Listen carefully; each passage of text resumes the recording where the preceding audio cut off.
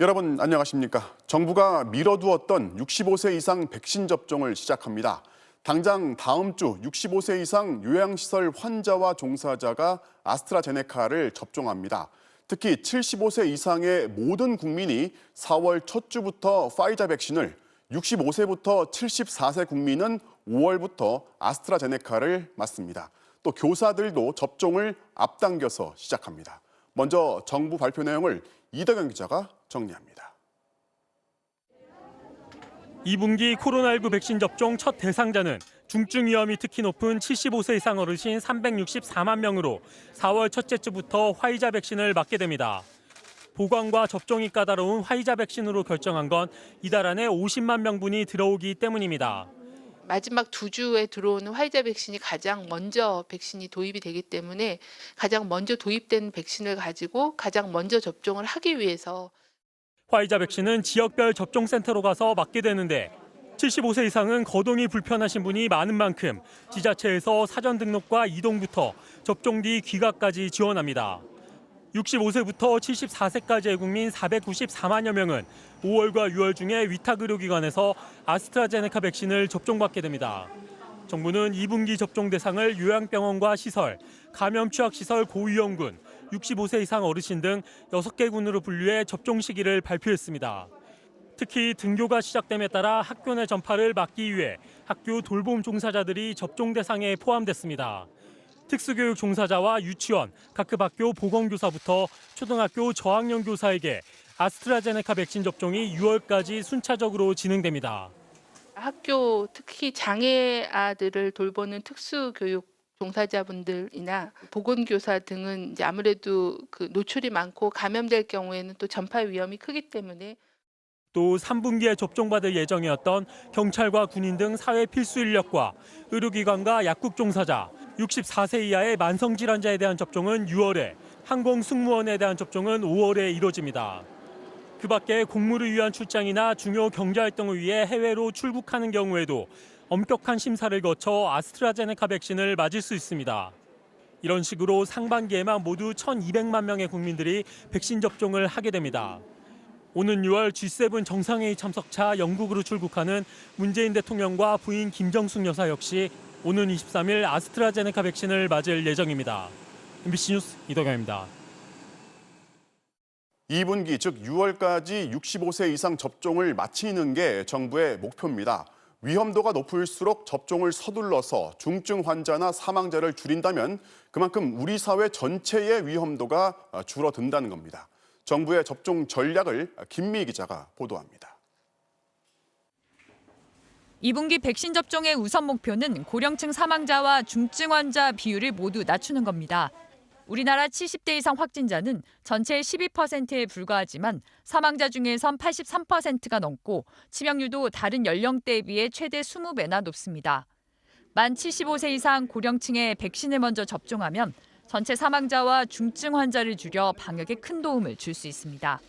어르신들의 접종률이 굉장히 높아지면 특히 중증으로 가시는 확진자나 또 사망으로 이어지는 확진자를 대폭 줄일 수 있기 때문에 또 치명률이 높은 만성 질환자들의 대부분이 고령자여서 65세 이상 접종으로 만성 질환자들을 보호하는 효과도 있습니다. 여기에 코로나19 취약시설 입소자와 종사자, 학교 및 돌봄 공간 종사자들에 대한 접종까지 이루어지면 집단 감염도 예방할 수 있습니다. 방역에 여유가 생기고 그렇게 되면은 거리두기 단계나 이런 것들도 일부도 완화시킬 수 있는 여력이 생기게 되는 거죠. 초석이 되는 겁니다. 이 때문에 이번 2분기 접종이 11월 집단 면역의 형성을 위해 매우 중요합니다. 정부는 상반기에 1,200만 명의 1차 접종을 마치겠다는 목표를 잡고 있는데 국민들의 적극적인 접종 참여가 필수적입니다.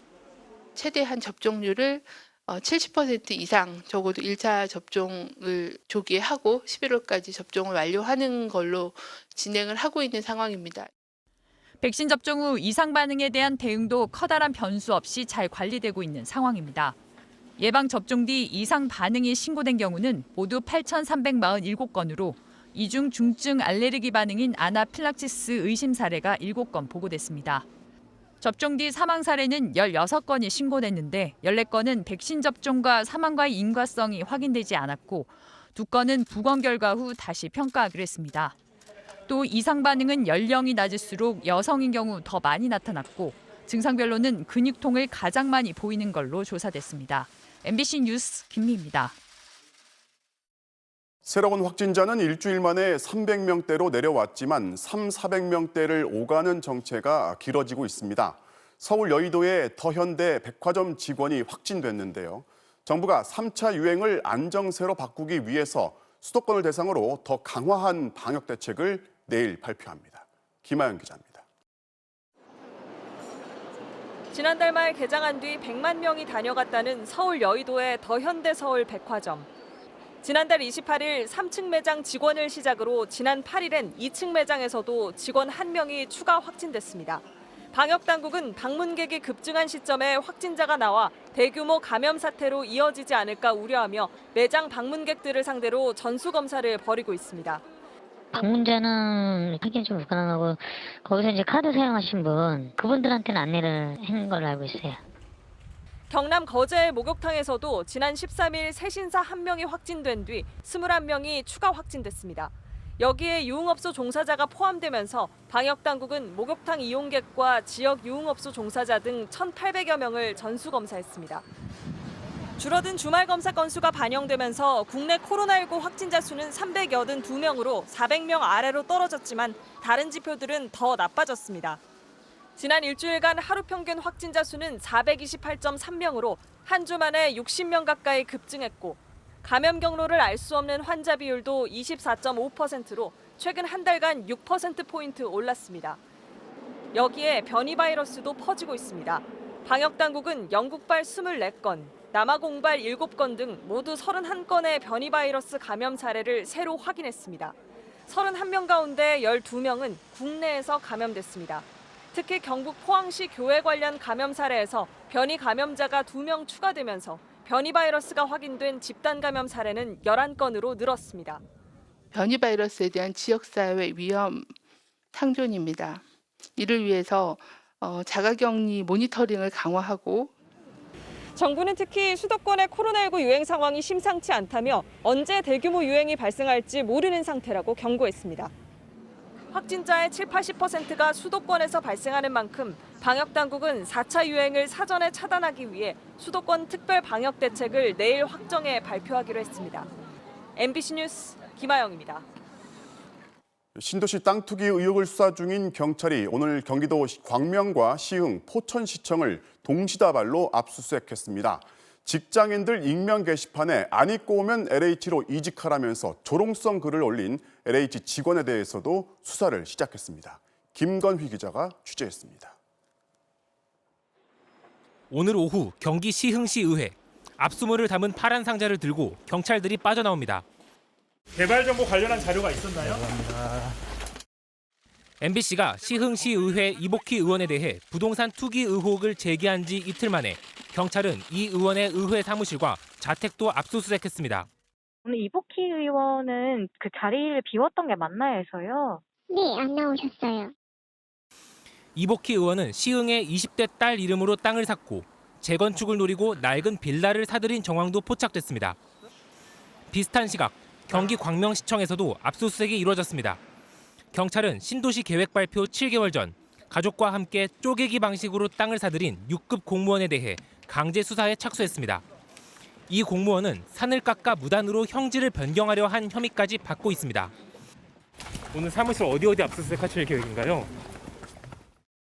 60억 원을 대출받아 철도 예정 지역에 땅을 사들인 포천시청 공무원에 대해서도 강제 수사에 나섰습니다. 경찰은 포천시 공무원을 압수수색하는 과정에서 경기도에서 작성한 철도역 개발 계획과 관련된 정보를 확보한 것으로 전해졌습니다. 해당 공무원은 출국 금지 조치됐습니다. 오늘 문을 연 특별수사본부 신고센터에는 제보가 쏟아졌습니다. 경찰은 신고센터를 운영한 지 8시간 만에 70건이 접수됐다고 밝혔습니다. 이런 가운데 LH는 직장인 커뮤니티 블라인드에 조롱성 글을 올린 직원을 경찰에 고발했습니다. 이 작성자는 지난 9일 블라인드에 안 입고 오면 이직하라, 난 차명으로 투자하면서 정년까지 꿀 빨면서 다니겠다는 등의 글을 올려 공분을 샀습니다. 고발을 접수한 경남경찰청은 커뮤니티 운영 업체 측을 압수수색하는 방안도 검토하고 있다고 밝혔습니다. 그러나 가입 시 필요한 회사 이메일 계정은 보관되지 않는 것으로 알려져 수사에 실효성이 없을 거란 우려도 제기되고 있습니다. MBC 뉴스 김건희입니다. 지금까지 들어본 적이 없는 교도소 부지 특이 의혹 단독으로 보도합니다.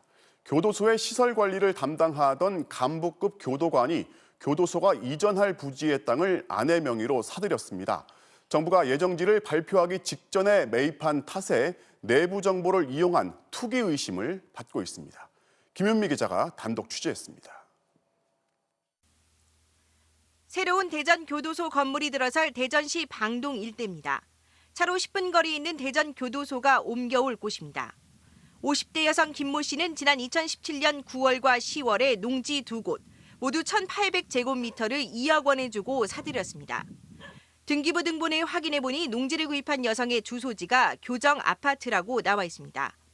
교정직 공무원, 즉 교도관의 거주를 지원하기 위해 법무부가 관리하는 국가시설입니다. 이 여성의 주소지엔 당시 대전 교도소의 과장급 직원 A씨가 함께 거주한 것으로 알려졌습니다.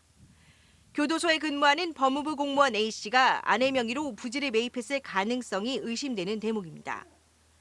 무슨 과장이라고 하더라. 과장인 사람이 자기가 직접은 못 사고 자기 식구 앞으로 해서 땅을 교도소 뭔가가 샜으니까 저기를 살 거 아니에요. 뭔가 흘러나갔으니까. 그런데 매입 시점이 미묘합니다. 대전시는 2017년 9월 초 교도소를 이전할 후보지로 5곳을 법무부에 제안합니다. 최종 부지가 확정 발표된 건 그해 12월입니다. 부동산 매입은 그 사이 불과 3개월 안에 집중적으로 이뤄졌습니다. 당시 A씨는 교도소 시설 관리를 총괄했던 부서장을 맡고 있었습니다. 내부 정보를 활용해 땅 투기를 했다는 의혹이 강하게 제기되는 이유입니다. 대전시랑 LH랑 이제 법무부랑 이렇게 지금 주체거든요. 시설 관련이니까 그쪽에 이제 뭐 새로 짓는 거니까 이런 거는 관여를 하고 있죠. 특히 해당 지역은 개발 제한 구역이었던 농지로 투자 가치가 없던 지역으로 알려져 있었습니다.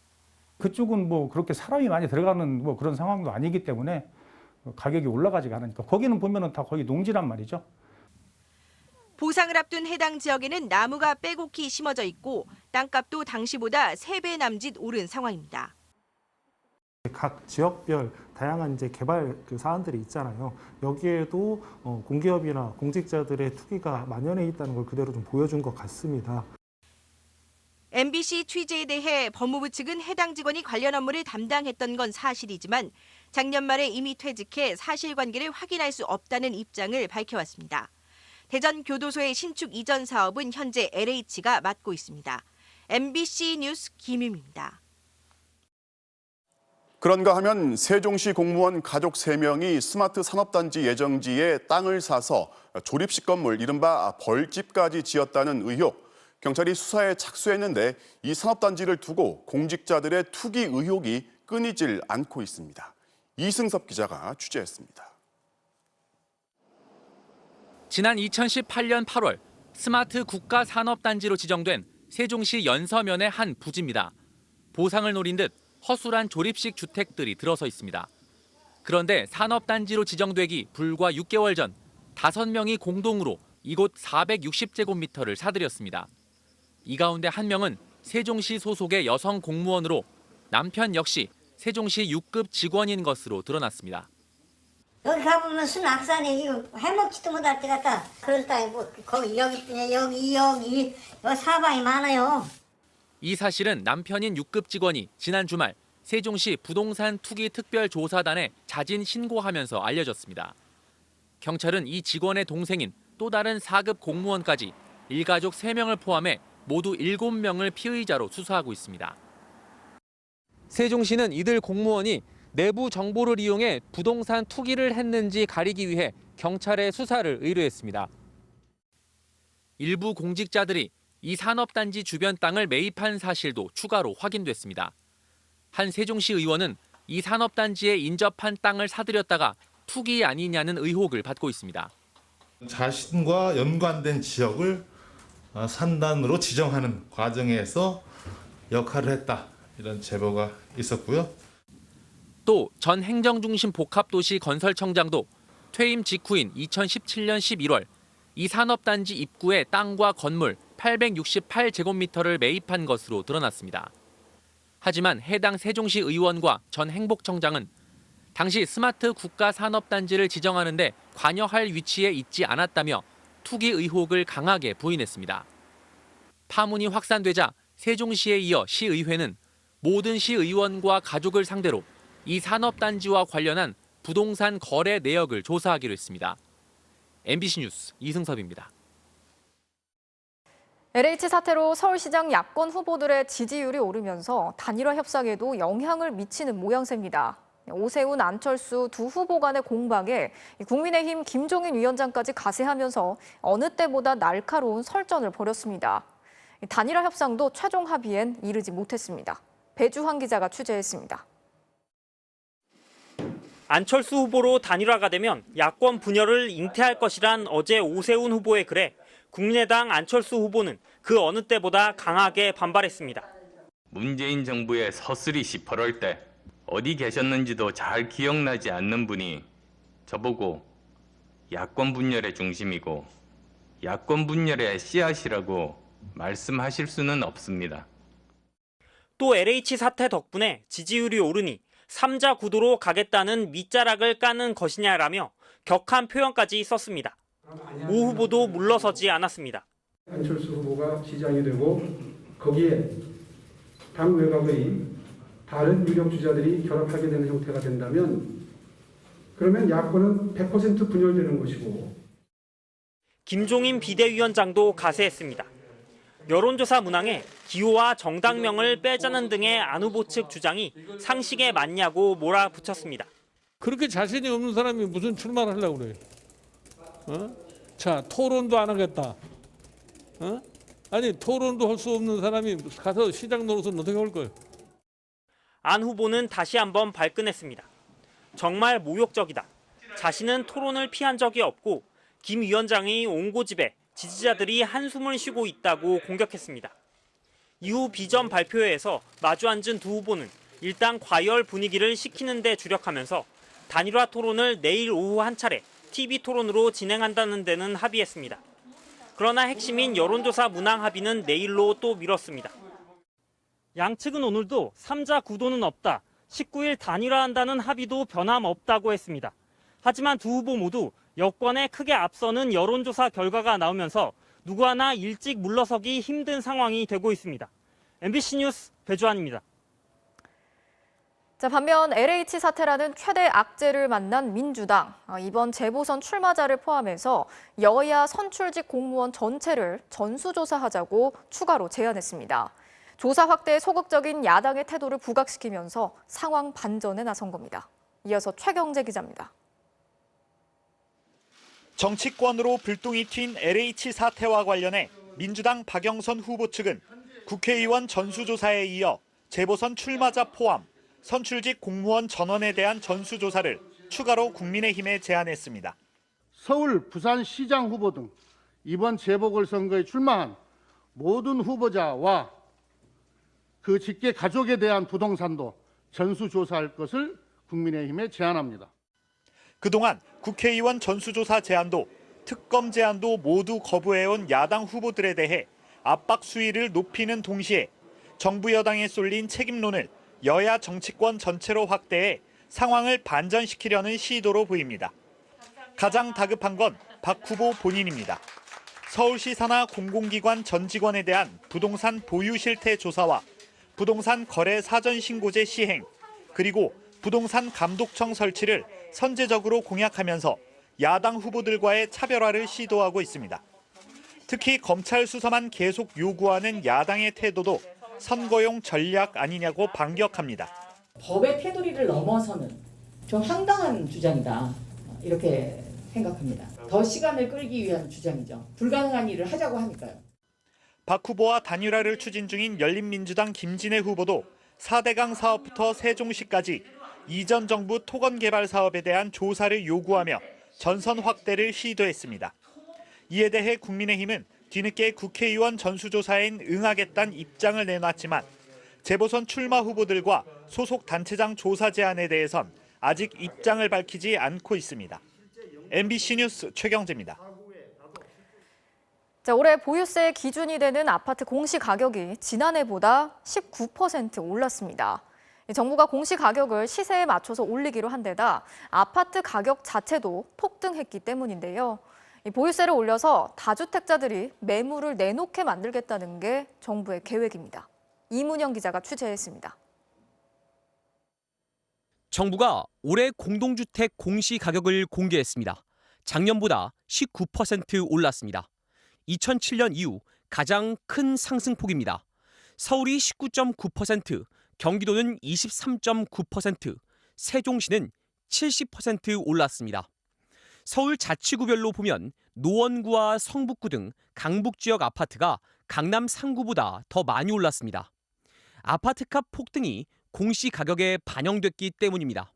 특히 이제 강북 지역을 중심으로 중저가 주택의 상승 실제 시세 상승폭이 상대적으로 더 컸던 때문인 것으로 보입니다.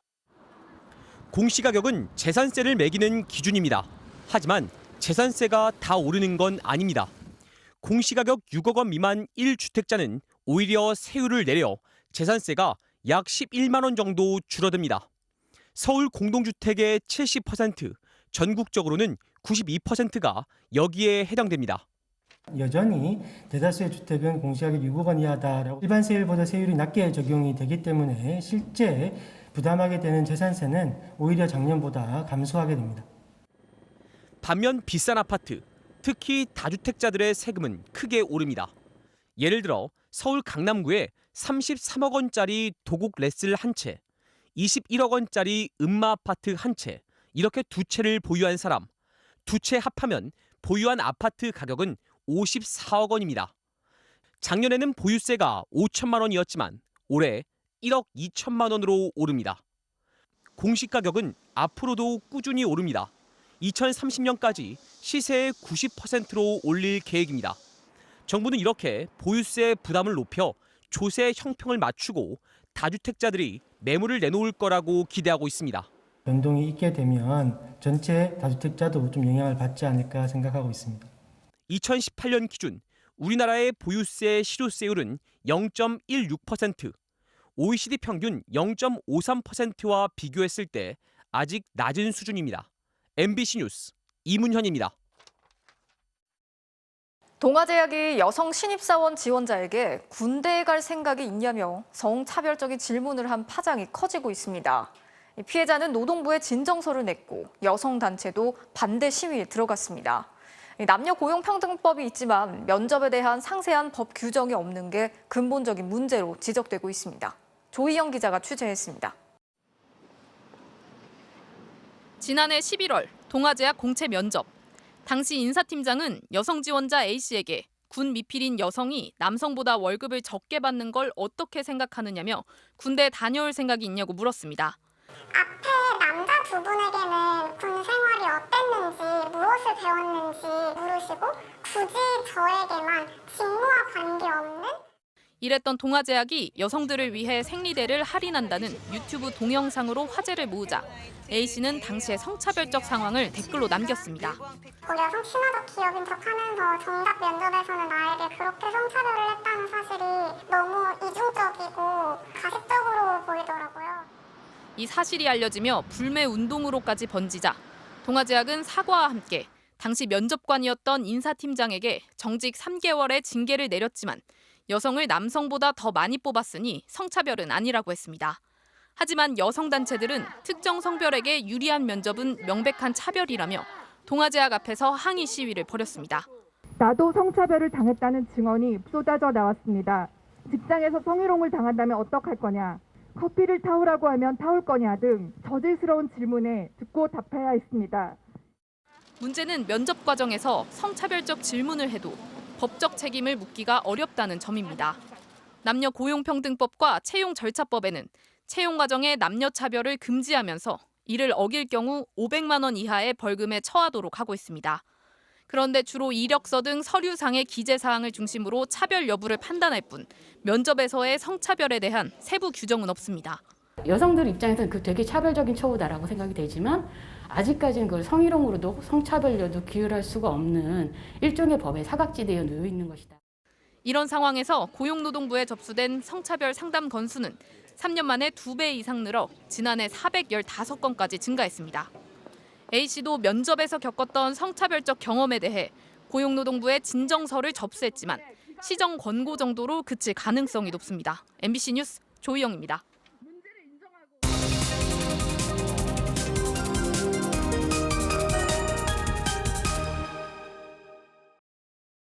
당신이 뉴스입니다. 대한상공회의소가 주관하는 컴퓨터 활용 능력 시험은 취업과 승진에 여러모로 도움이 됩니다. 한 시각장애인이 응시를 했는데 시험 하루 전날에 취소 통보를 받았습니다. 애초에 시각장애인도 시험을 볼 수 있다고 해서 준비를 해왔는데 대체 무슨 일인지 이유경 기자가 취재했습니다. 시각장애인 1급 원희승 씨. 아무것도 볼 수 없지만 컴퓨터는 잘 다룰 수 있습니다. 화면의 정보를 읽어주는 낭독 프로그램을 사용합니다. PRODUCT 괄호 F37 원 씨는 1년 동안 공부해 컴퓨터 활용 능력 1급 시험에 도전했습니다. 국가 공인 자격증 시험이고 합격하면 공기업 입사 때 가산점도 받을 수 있습니다. 시험을 주관하는 대한상공회의소는 시각장애인도 화면 낭독 프로그램으로 시험을 볼 수 있다고 했습니다.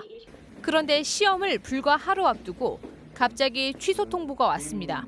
1급은 지금 저희가 준비가 되어 있지 않아서 오늘 시험은 일단은 돋보기만 사용해서 진행하실 수 있거든요. 알고 보니 시각장애인용 보조 프로그램이 아예 준비가 안 돼 있었습니다. 직원이 그걸 모르고 신청을 받아준 겁니다. 차별을 당하는 느낌? 시험을 보기 위해서 오고 갔던 시간, 그리고 시험장에서 있었던 시간들이 다 날린 부분이잖아요. 장애인 복지법은 장애인이 비장애인과 동등한 조건에서 시험을 치르도록 편의를 제공해야 한다고 정하고 있습니다. 그래서 수학 능력 시험, 한국사 검정 시험은 물론 토익과 마이크로소프트 국제인증 자격 시험도 모두 다양한 도구를 제공하고 있습니다. 시각장애인이 시험을 볼 수 없게 했다면 그 자체로 불법입니다. 장애인 차별에 해당하고 이에 따라 손해배상 의무, 기타 법에서 묻는 책임을 질 의무가 있습니다. 원 씨는 국가인권위원회에 진정을 넣을 계획입니다.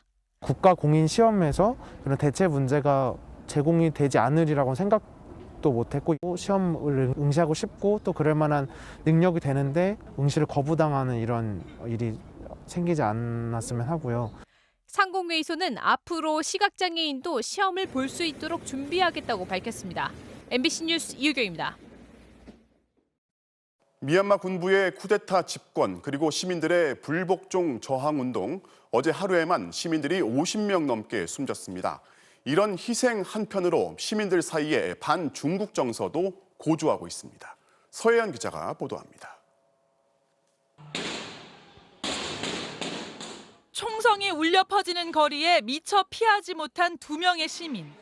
경찰은 방패 뒤에 숨은 한 사람을 무자비하게 폭행했고 이미 피를 흘리며 쓰러진 또 한 사람은 끌고 갑니다. 외신들에 따르면 쿠데타 이후 6번째 일요일이었던 어제 하루에만 최대 도시 양곤을 중심으로 50명이 넘는 사망자가 발생했습니다. 쿠데타 이후 140명이 넘게 목숨을 잃었습니다. 군부가 양곤 지역 곳곳에 계엄령을 추가로 선포했지만 시민들은 저항을 멈추지 않고 있습니다.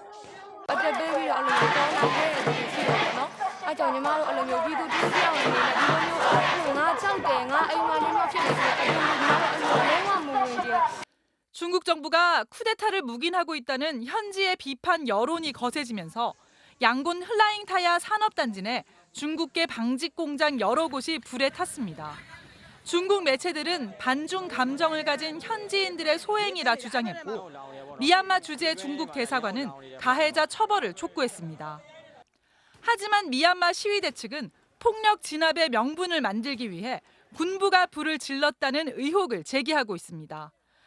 흘라잉타야 지역에 있는 30여 곳의 한국 봉제 공장들은 만일의 사태에 대비해 태극기를 내걸고 있습니다. 한국 사람인지 중국 사람인지 물어보는 일들이 계속 발생하고 있어요. 그래서 원하시는 분들한테 태극기를 지금 나눠주고 있는 상황이죠. 우리 외교부도 교민들에게 신분증을 소지하라고 권고했고 오는 19일에는 귀국 특별기를 다시 운행할 예정입니다. MBC 뉴스 서혜연입니다. 제주항공의 여객기가 착륙을 하다 보조 날개가 활주로에 긁혔습니다. 이런 기체 손상도 모르고 승객을 150명 넘게 태우고 또 비행을 했습니다. 이런 식의 비행 사고 지난주에만 2번 발생했습니다. 차주혁 기자입니다. 지난 10일 낮 12시쯤 승객 138명을 태운 제주항공 여객기가 김해공항에 착륙하려는 순간 갑자기 난기류로 기체가 기울었습니다.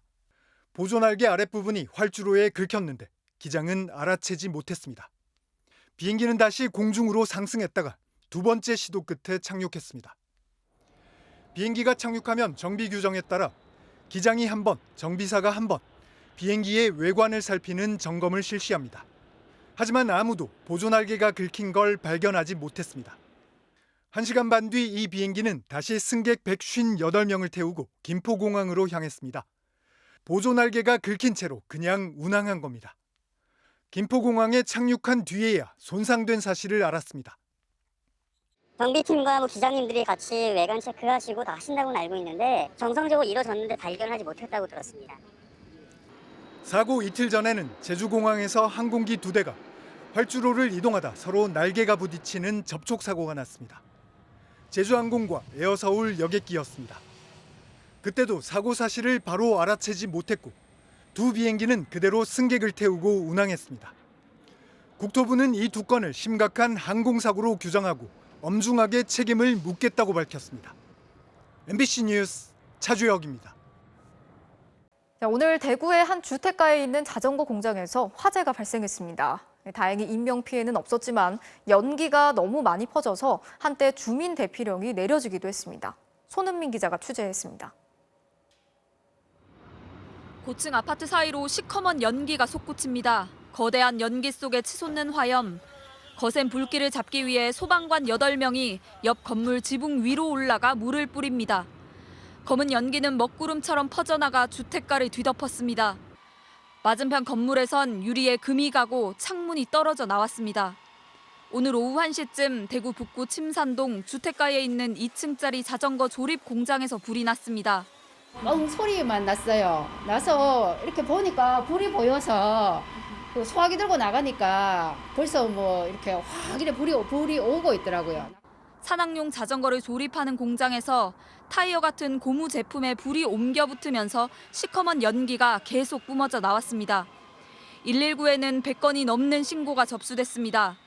소방당국은 안전 안내 문자를 발송했고 인근 800가구 주민들에게는 대피하라는 권고령이 내려지기도 했습니다. 화재 현장에는 소방관 120여 명과 장비 37대가 투입됐고 1시간 20분 만에 불길이 잡혔습니다. 불이 날 당시 직원들은 점심 식사를 마치고 옆 건물에 있었고 불길이 커지기 전에 모두 대피한 것으로 파악됐습니다. 2층은 우리가 내가 만드는 신고가 맞죠? 떨리고 있습니다. 노래가 지금 말도 안 됩니다. 하루아침에 이렇게 800여 제곱미터 규모 건물이 모두 탔고 소방서 추산 3억 원의 재산 피해가 났습니다. 경찰은 직원들이 자리를 비운 사이 전기 합선으로 불이 난 것으로 추정하고 현장 감식을 진행하기로 했습니다. MBC 뉴스 손은민입니다. 먼지로 하늘이 누렇게 뒤덮인 중국 베이징의 모습입니다. 어제 저녁부터 몽골에서 발생한 황사로 인해서 베이징을 포함한 중국 북부 지역에 10년 만에 최악의 황사가 몰아닥쳤습니다. 이번 황사가 내일 우리나라에도 영향을 미칠 것으로 보이는데요. 베이징 김희용 특파원이 취재했습니다. 오늘 오전 베이징시 도심으로 향하는 고가도로 위입니다. 꼬리를 물고 있는 차들은 가려는 곳이 어디인지 알 수 없습니다. 앞이 보이지 않습니다. 도로 옆에 서 있는 빌딩들은 흐릿할 뿐 그 형태를 숨기고 있습니다. 마치 유령 도시로 안내하는 문지기처럼 보입니다. 태양은 먼지에 질식했습니다. 40층 건물 창문으로 바라본 도심은 뿌연 허공입니다. 큰 길 건너 높이 솟아있는 빌딩 하나가 눈앞에 보입니다. 맑은 날 같은 장소에서 찍은 사진과 비교하면 오늘은 지옥, 그때는 천국이었습니다. 오늘 베이징 시민들은 아침에 일어나서 창밖이 누런색, 붉은색에 가까운 누런색으로 변한 것을 보고 황사의 습격을 실감했습니다. 마치 화성에 와 있는 것 같다고 말하는 사람들도 있었습니다. 예고 없이 들이닥친 황사에 자동차는 먼지로 표면을 덮었습니다. 베이징시는 올해 들어 처음으로 황사 경보를 발령했습니다. 베이징시 미세먼지 PM10 농도는 세제곱미터당 8,000 마이크로그램까지 올랐습니다. 오늘 서울 하늘의 미세먼지 농도가 100 정도니까 서울 오염도의 80배입니다. 看到就觉得是世界末日嘛，然后就觉得这天儿是实在出不去了。不舒服的地方怎么样啊？哪里啊？我觉得肺部比较不舒服，呼吸比较困难，很不舒服，对，很不自在。马上回家。 이번 황사는 중국 위에 몽고 남쪽 지방에서 시작돼 남쪽으로 내려왔습니다. 시뻘건 모래가 시야를 완전히 가려버리는 공포 속에 태풍과 같은 초속 30m가 넘는 모래 폭풍은 주택을 파괴했고 도시는 전기가 끊겼습니다. 其中467人已经被找到，至少5名牧民和1名5岁的孩子不幸死亡。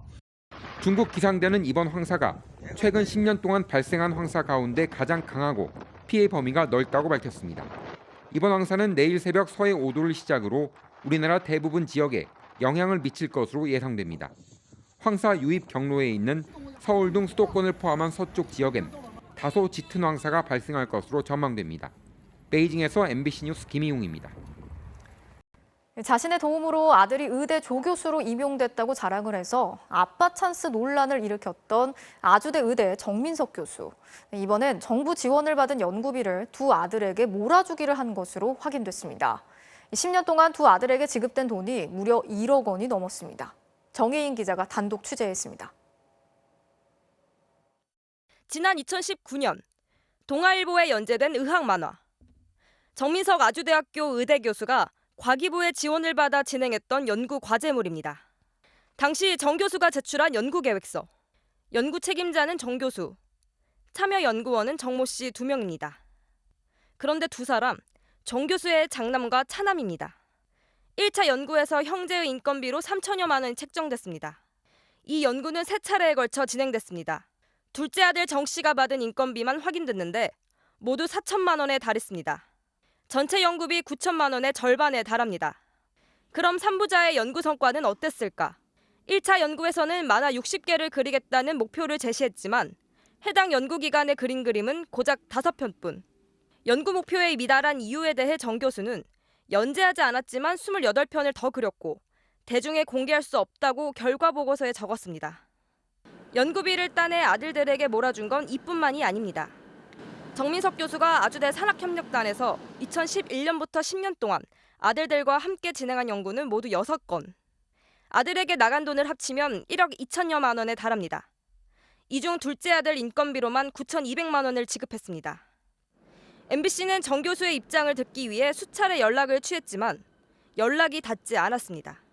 해당 연구 과제를 발주한 과학기술정보통신부는 아주대학교의 조사를 지켜보고 결과에 따라서 적법성 여부를 판단할 계획이라고 밝혔습니다. 실질적으로 아주대에서 연구진입위원회를 구성하는 걸로 알고 있고요. 회의를 보면서 만약에 위법이나 이런 사항이 있으면 한수를 할 계획입니다.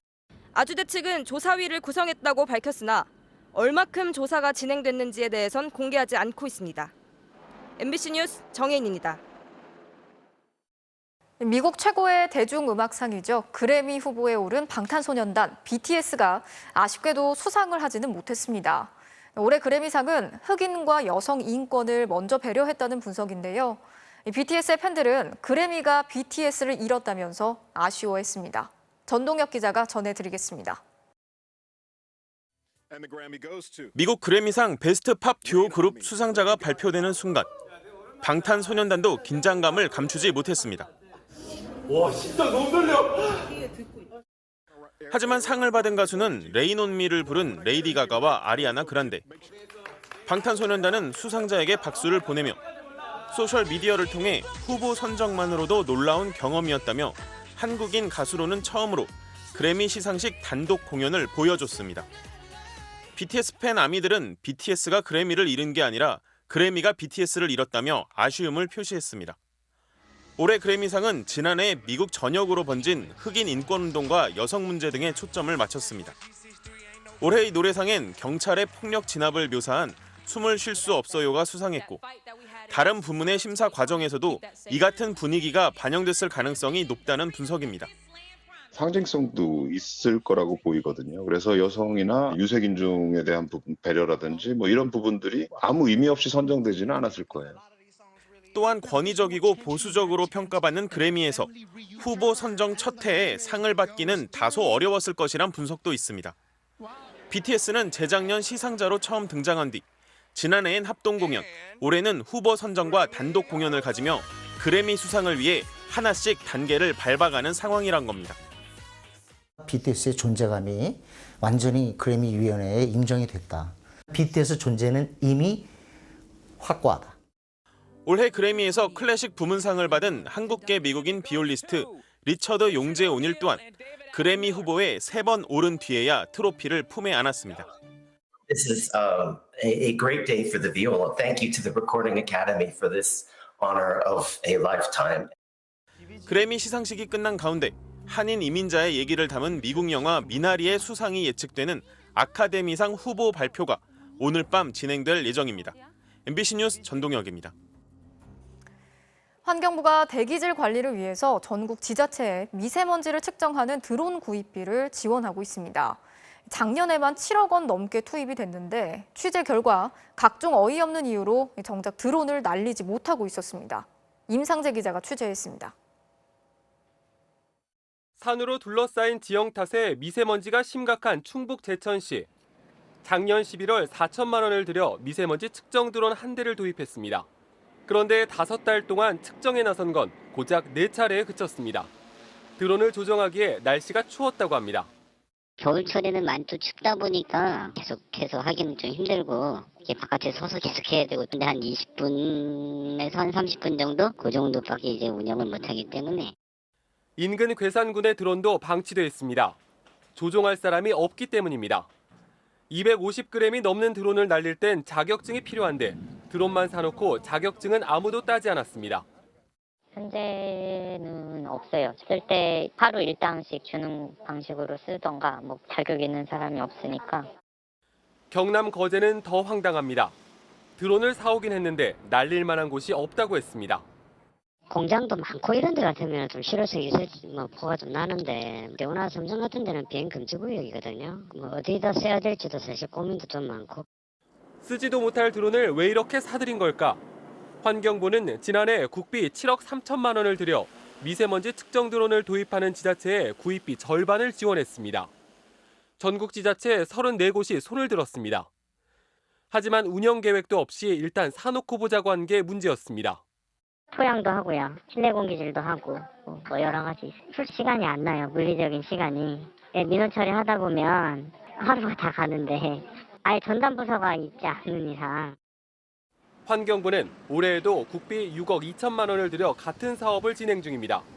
MBC 취재가 시작되자 환경부는 이르면 이달부터 전국 지자체의 드론 운영 현황과 문제점 등에 대해서 점검에 나서겠다고 밝혔습니다. MBC 뉴스 임상재입니다. 이어서 오늘 이 뉴스 전해드리겠습니다. 한국토지주택공사가 신도시 투기 의혹과 관련해서 안 입고 오면 LH로 이직하라는 글을 올린 작성자를 찾아서 처벌하겠다며 경찰에 고발했죠. 수사가 시작이 됐는데 익명 커뮤니티인 만큼 작성자를 찾을 수 있을지 관심이 모아지고 있습니다. 투기는 LH만의 혜택이자 복지. 안 입고 오면 우리 회사로 이직하든가. 성난 민심에 기름 부은 꼴이 된 LH 직원 추정 작성자의 조롱글. LH는 이 글을 올린 사람을 명예훼손과 업무 방해 등의 혐의로 고발하고 LH 직원임이 밝혀질 경우 즉각 파면 조치하겠다는 강경 방침을 내놨는데요. 과연 글을 올린 사람을 찾을 수 있을까요? 해당 글이 올라온 곳은 320만 명이 이용하는 직장인 커뮤니티입니다. 연봉이나 이직 등 개인적인 이야기부터 회사에 대한 불만, 뒷담화까지 오고 가는데 철저히 익명으로 소통해 직장인들이 억눌린 속내를 표출할 수 있는 대나무 숲으로 불립니다. 조현아 대한항공 전 부사장의 땅콩 회항 갑질 사건이 처음 알려지며 유명세를 탔고 최근엔 KBS 수신료 인상 비판 여론에 대한 한 KBS 직원의 비아냥 글과 카카오 추정 직원의 사내 인사평가 문제점을 지적하는 유서 형식의 글이 게시되면서 파장을 일으켰는데요. 여러 논란에도 커뮤니티 측의 입장은 늘 같았습니다. 데이터를 보관하지 않기 때문에 제공할 자료도 없다는 것. 커뮤니티 가입 시 이용되는 이메일 주소 정보는 가입 즉시 암호화되고 해당 계정과 이메일 주소 사이의 연결고리가 사라진다는 겁니다. 보안 전문가는 커뮤니티 측에서 암호문과 이를 생성하는 데 사용된 관련 정보를 제공해야만 가능하다고 말합니다. 전수조사라고 그래서 LH공사의 직원들 이메일 계정을 전부 다 암호화시켜 본 다음에 그걸 블라인드 사이트에 저장돼 있는 값과 비교해가는 식으로. 온라인에서는 커뮤니티의 익명성이 보장돼야 한다는 의견과 익명성을 이용해 공익을 훼손해서는 안 된다며 수사에 협조해야 한다는 의견이 팽팽히 맞서고 있는 상황. 여기에 LH 혹은 LH 직원들의 피해 범위에 대한 법률적 검토와 문제가 된 글이 실제 LH의 업무 수행에 우려할 정도의 영향을 끼쳤는지에 대한 인과성 검증을 놓고 의견이 분분합니다. 경찰은 전 국민의 관심이 쏠린 사안인 만큼 명확하게 수사하겠다고 밝혔습니다. 오늘 이 뉴스였습니다.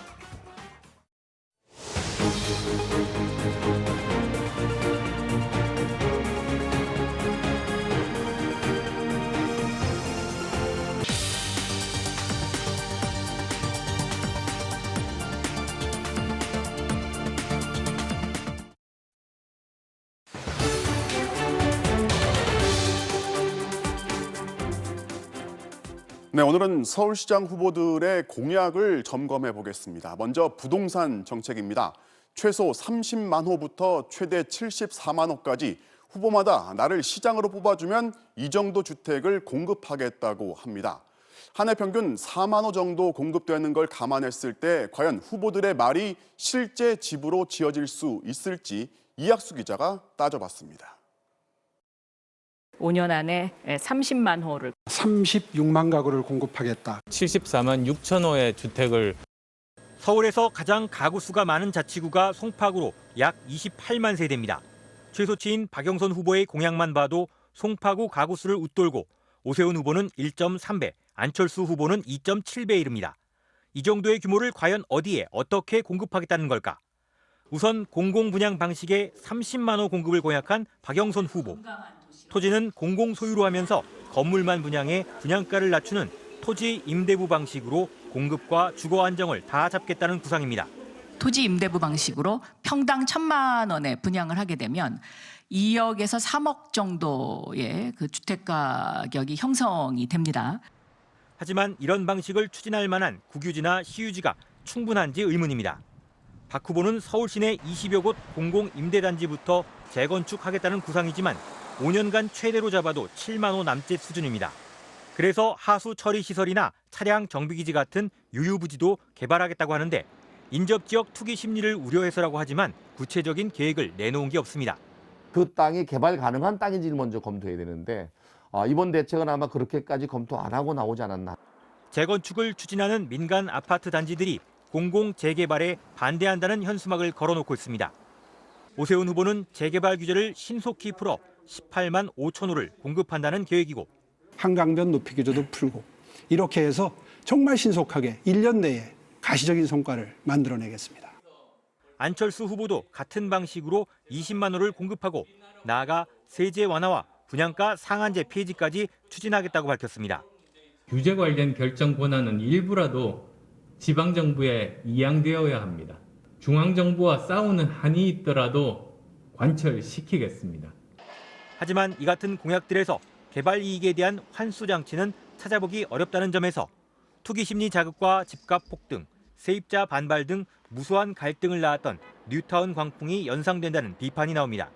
가격이 오르는 시기에 이런 단지들이 몰리면 집값 상승을 부추길 가능성이 있고 그래서 이게 크게 시장을 더 출렁이게 만드는 그런 부작용을. 또 세제 정비나 대출 규제 완화 같은 공약은 명백히 서울시장 권한 바깥이라는 지적도 제기되고 있습니다. 열린민주당 김진애 후보는 기존 후보들의 공약에 현실성이 없다며 비판하면서도 역시 역세권 개발을 중심으로 5년간 50만 호를 공급하겠다는 공약을 제시하고 있습니다. MBC 뉴스 이학수입니다. 다음으로 현금성 공약입니다. 무이자 대출, 안심소득, 손주수당, 후보들마다 돈을 공짜로 빌려주거나 아예 현금을 주겠다는 공약을 내놓고 있는데요. 듣고만 있으면 이렇게 좋은 정책이 있나 싶은 이 현금성 지원 정책, 이 또한 가능한 건지 이기주 기자가 점검해 보겠습니다. 지난 금요일 오후 서울 명동거리. 왕래 자체가 거의 없는 가운데 상점들도 한 집 건너 한 집 꼴로 문을 닫았습니다. 많이 힘들죠. 이 명동에 사람들이 없어가지고 사무실이 비다 보니까 건물이 비다 보니까. 민주당 박영선 후보와 국민의힘 오세훈 후보는 나란히 소상공인 대출 공약을 내놨습니다. 박 후보는 서울의 모든 소상공인들에게 최대 5천만 원 무이자 대출을, 오 후보는 전년보다 매출이 30% 이상 줄어든 소상공인들에게 1억 원 무이자 대출을 약속했습니다. 5천만 원 화끈 무이자 대출 이것도 준비를 하고 있습니다. 급한 불을 끄고 보증료도 전액 면제하고 그리고 담보 없이 그리고 서류도 필요한 최소한으로 줄여서 두 후보는 모두 서울신용보증재단의 보증을 거쳐 무이자 대출을 하겠다는 계획입니다. 하지만 두 후보의 공약대로라면 최대 50조 원 안팎의 보증 한도가 필요한데 현재 재단의 보증 한도는 7조 원에 불과합니다. 또 대출 자체는 시중은행들이 하는 건데 실제 무이자 대출에 응할지는 미지수입니다. 오세훈 후보의 안심소득 공약도 논란입니다. 4인 가구 기준 연간 소득이 중위소득인 6천만 원에 미치지 못하는 가구에 차액의 절반을 현금으로 주겠다는 겁니다.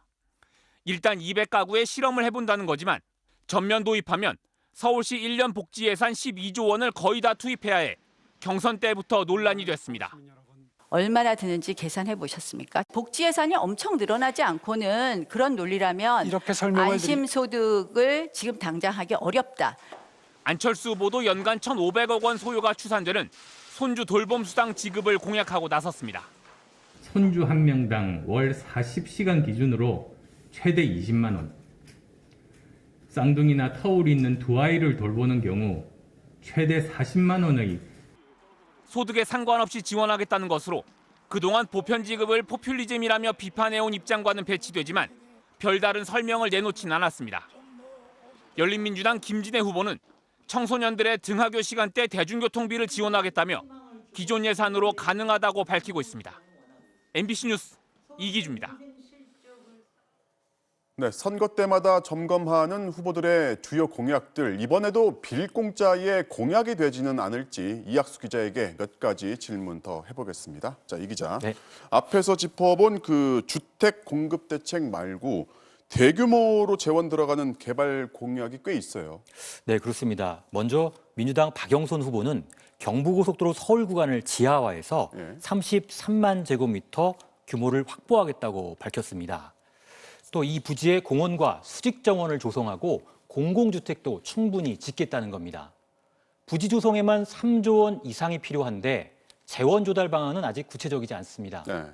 국민의당 안철수 후보도 지상에 올라와 있는 서울 시내 철도 구간 57km 정도를 전부 지하화하고 상부에 청년 임대주택을 5만 호 짓겠다고 공약했습니다.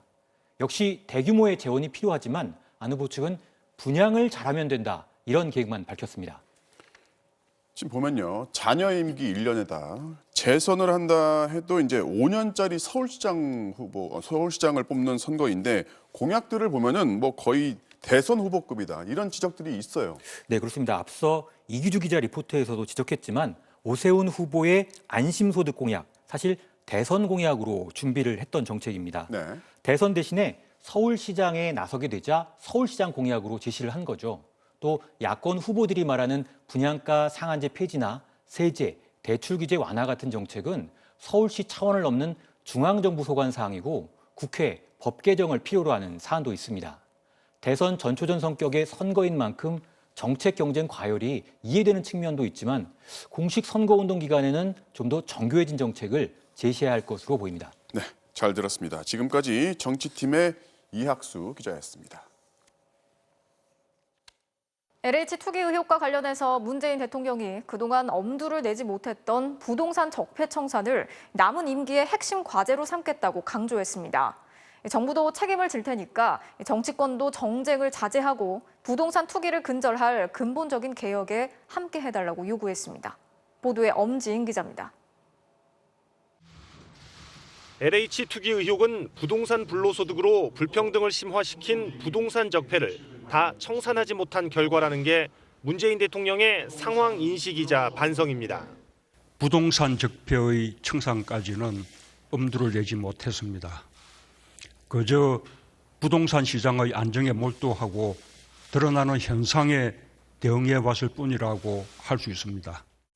문 대통령은 그러면서 단호한 의지와 결기로 부동산 적폐 청산을 남은 임기 핵심 국정과제로 추진하겠다고 강조했습니다. 우선 공직자들의 부동산 부패부터 막겠다며 공직자의 부당이익을 근절할 이해충돌 방지법 입법과 부동산 투기 감독기구 설치를 주문했습니다. 투기의 역사에 종지부를 찍을 근본적인 제도 개혁은 초당적 과제라면서 LH 사태로 촉발된 부동산 투기 문제를 정쟁의 수단으로 삼지 말아달라고도 촉구했습니다. 정부가 일차적인 책임을 져야 할 문제이지만 우리 정치가 오랫동안 해결해 오지 못한 문제이며 함께 해결해야 할 과제입니다. 다만 부동산 적폐 청산과 주택시장 안정은 동전의 양면처럼 맞물려 있다며 공공주도 주택 공급이 핵심인 2사 대책은 흔들림 없이 추진하겠다는 입장을 거듭 밝혔습니다. 청와대 관계자는 최종 목적은 국민의 주거 안정권 실현이기에 LH 사태 때문에 부동산 공급 대책까지 표류해선 안 된다는 게 문 대통령의 생각이라고 전했습니다. MBC 뉴스 엄지인입니다. 세금을 안 내려고 재산을 숨기는 사람들, 요즘은 그 수법도 진화하고 있습니다. 국세청이 비트코인 같은 암호화폐로 재산을 숨긴 사람들을 적발했는데요. 단 석 달을 뒤졌는데 2,400명이나 나왔습니다. 서유정 기자가 취재했습니다. 비트코인, 대표적인 투기성 자산입니다. 어제는 사상 처음으로 7천만 원을 돌파했습니다. 다른 금융거래에 비해 추적도 어렵습니다. 그래서 재산을 숨기려는 목적으로 이용되기도 합니다. 27억 원의 세금을 체납한 서울 강남의 한 병원장. 병원으로 번 소득을 신고하지 않고 그 돈으로 비트코인을 샀습니다. 39억 원어치나 됐습니다. 경기도의 한 부동산 부자. 작년에 땅과 건물을 48억 원에 팔고 이 돈으로 가상화폐를 샀습니다. 양도소득세 12억 원은 내지 않았습니다. 이들이 가상화폐를 구입한 건 주식이나 현금에 비해 추적이 어렵기 때문입니다. 하지만 사정이 달라졌습니다. 국세청이 다 찾아내 세금을 추징할 수 있기 때문입니다. 국세청에서 이런 부분까지 추적할까 하고 생각하는 분들이 많았던 것 같습니다. 대법원은 2018년 가상화폐도 국가가 몰수할 수 있는 재산에 해당한다고 판결했습니다. 작년 3월에는 가상화폐 거래소도 은행들처럼 불법이 의심되거나 거액의 현금 거래를 금융당국에 보고하도록 법이 개정됐습니다. 가상화폐 거래를 당국이 감시할 수 있는 법적 근거가 생긴 겁니다. 국세청이 고액 체납자 명단을 가상화폐 거래소 명단과 대조했더니 가상화폐로 재산을 숨겨놓은 사람이 2,400여 명이나 됐습니다. 국세청은 이들에게 366억 원을 징수했습니다. 내년부터는 가상화폐 거래로 얻은 소득에 대해서도 세금을 부과합니다. 국세청이 다 들여다볼 수 있게 되면서 가상화폐를 탈세 목적으로 악용하기는 쉽지 않아졌습니다. MBC 뉴스 서유정입니다. 이명박 정부 당시 4대강 사업을 반대하는 민간 단체들을 국가정보원이 전방위로 불법 사찰한 문건이 공개됐습니다. 이 문서의 보고 대상에는 국민의힘 부산시장 후보로 출마한 박형준 당시 청와대 홍보기획관이 포함돼 있었습니다. 김수근 기자입니다. 불법 민간인 사찰 규탄한다! 녹색연합과 환경운동연합 등은 정보공개 청구를 통해 입수한 100여 쪽 분량의 국정원 사찰 문건을 공개했습니다. 민간단체와 관련 인사들의 동향과 정보를 불법적인 사찰로 취득해 청와대에 전달했다. 이명박 정부 시절인 2009년 초 작성된 것으로 보이는 문건에는 미국산 쇠고기 수입 반대 촛불 사태를 반면 교사로 삼아야 한다. 환경단체의 보조금 유용 등 일탈 사례를 발굴하고 4대강 반대 종교계 인사의 경우 좌파, 과격 성향을 부각하자고 돼 있습니다. 국정원은 주요 인사의 인적 사항을 정리하고 가족관계와 출입국 기록 같은 사생활도 청와대에 보고했습니다. 활동가 그다음에 임원들 집 앞에서 이상한 그림자를 발견했다는 적지 않은 흉흉한 소문도 있었습니다. 반대 인사를 압박하는 계획은 구체적이었습니다. 4대강을 반대하는 후보를 지지할 경우 선거법 위반으로 적발하고 종교계와 교수진은 국고 보조금을 끊자고 했습니다. 반면 4대강 찬성단체나 보수단체에 대해서는 홍보 논리를 수시로 교육하고 정부 차원의 활동비를 주자고 했습니다. 일부 문건은 박형준 당시 청와대 홍보기획관이 요청한 문건으로 확인됐습니다. 하지만 박형준 국민의힘 부산시장 후보 측은 관련 사실을 여러 차례 부인했습니다. 저에게 100번을 묻는다 하더라도 저는 똑같이 대답할 겁니다. 불법 사찰 지시한 적 없습니다. 관여한 적 없습니다.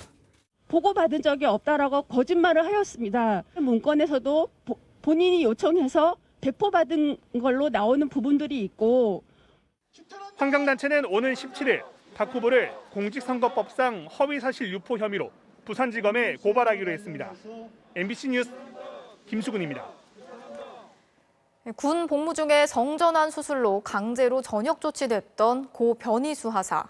그의 뜻에 함께하는 단체들이 모여서 군을 상대로 한 변하사의 복직 소송을 계속 이어가겠다고 선언했습니다.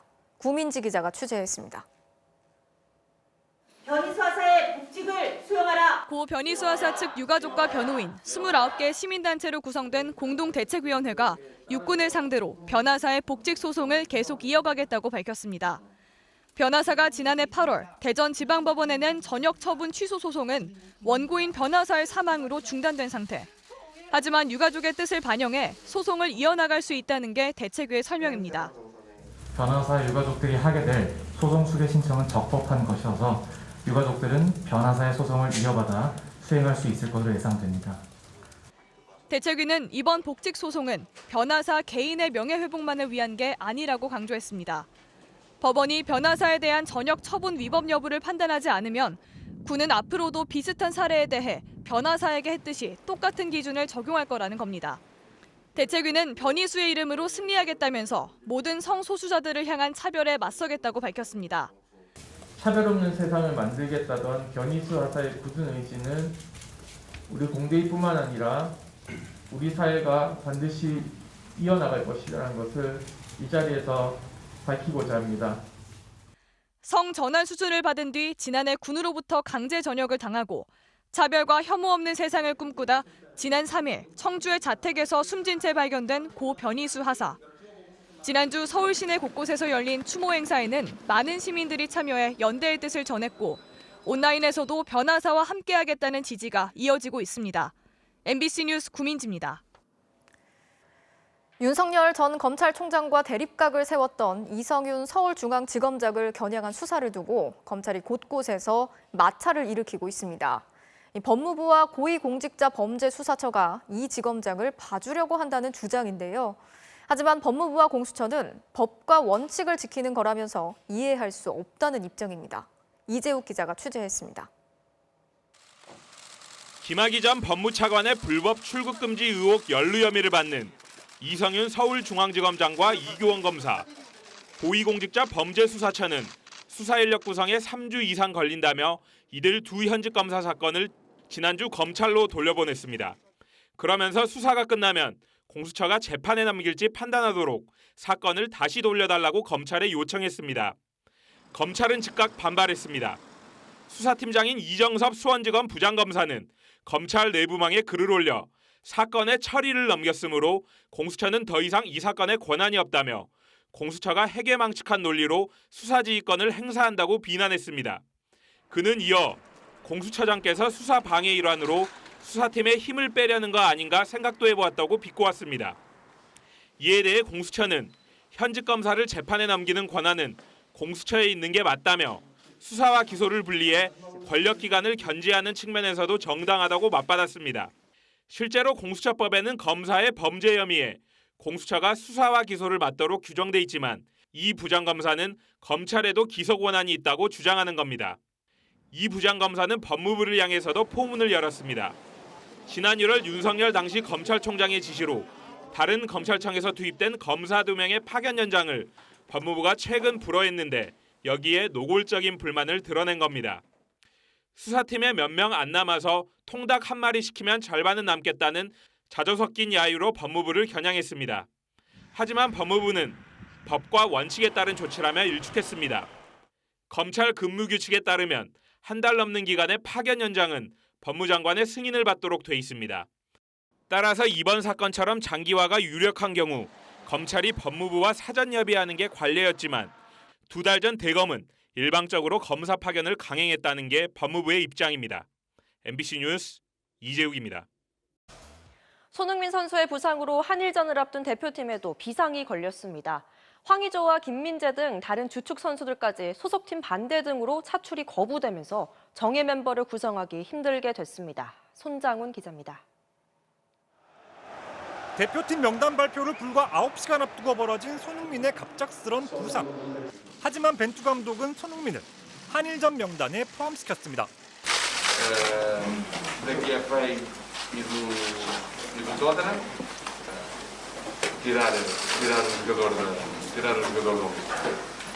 대표팀 소집까지 일주일 정도밖에 남지 않은 걸 감안하면 부상 회복 후 합류는 쉽지 않게 됐고 합류하더라도 제대로 뛰기는 힘들 전망입니다.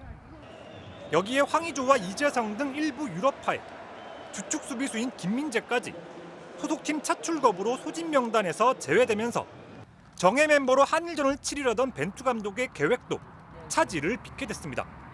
지난해 오스트리아 원정에서 선수 7명이 코로나19에 확진됐던 불안감에다 굳이 코로나 상황이 불안한 일본에서 평가전을 치러야 하냐는 팬들의 지적에 대해 벤투 감독은 월드컵 2차 예선을 위한 불가피한 선택이었음을 강조했습니다.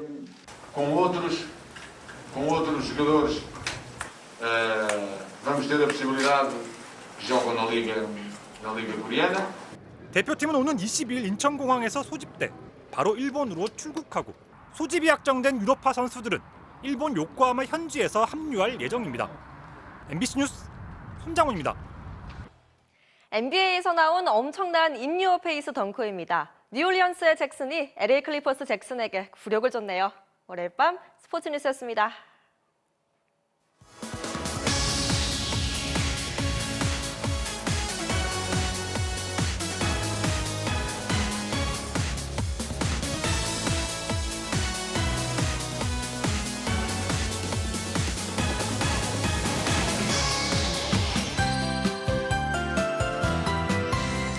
하루도 쉬어가질 않네요. 미세먼지가 나아지기는커녕 이번에는 한동안 잠잠하던 황사가 대규모로 발원하고 있습니다.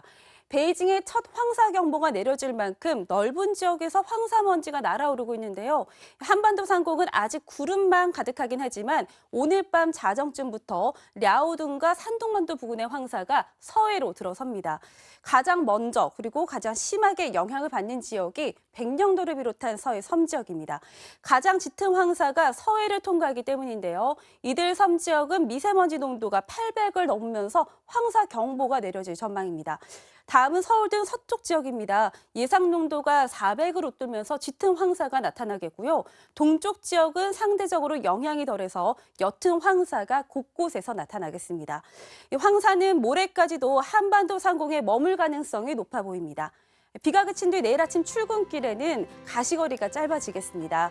아침 최저 기온은 서울 4도, 대구 9도로 오늘보다 높겠고요. 낮 최고 기온은 서울 13도, 부산 19도가 예상됩니다. 갈수록 날이 따뜻해지면서 금요일에는 서울의 기온이 19도까지 껑충 오르겠습니다. 날씨였습니다. 3월 15일 뉴스데스크 마치겠습니다. 오늘도 함께 해주신 여러분 고맙습니다.